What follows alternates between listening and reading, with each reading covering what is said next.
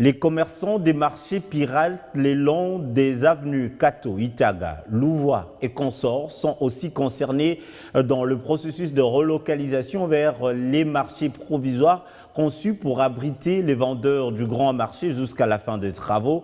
Ils ont obtenu une dérogation d'1 mois auprès du gouverneur de la ville de Kinshasa afin d'amorcer progressivement l'intégration vers ces marchés palliatifs dans l'objectif de désengorger ces routes pour une circulation aisée. Ces hommes et femmes sont tous commerçants des marchés pirates des Kato, Rwakadingi, Loa et Itaga, Kilosa et autres. Ils sont venus prendre langue avec les gouverneurs de la ville sur les modalités de relocalisation vers les marchés provisoires afin de dégager ces avenues qu'ils ont presque bouchées avec les marchés pirates.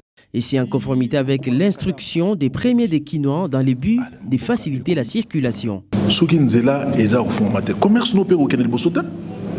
Parce que moto na voiture ayo reçu pas nous connaît moto avant dit attends kilo ça pour na kota Itaga mais là mon boulot pour na kota Itaga salité bachege tout ça.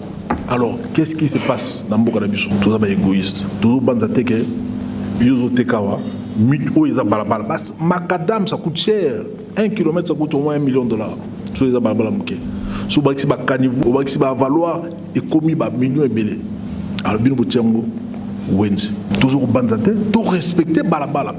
Après un moment d'échange, à bâton rompu, Giantini Ngobila leur a accordé 1 mois de dérogation pour mieux se préparer à intégrer progressivement ces marchés construits jusqu'à la fin des travaux au grand marché.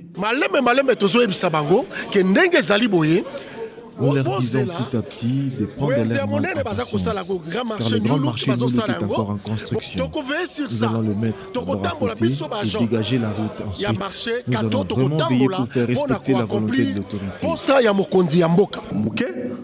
Ils s'engagent pendant les 1 mois leur accordé à s'impliquer également pour accompagner Kinbo Peto, surtout dans ces endroits où l'état d'immondice ont élu domicile.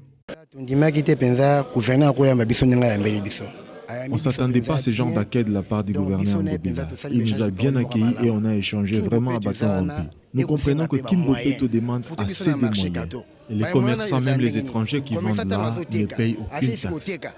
Celle-ci, nous avons sollicité auprès du gouverneur qu'on puisse nous réunir et assurer l'assainissement continuel de ces lieux.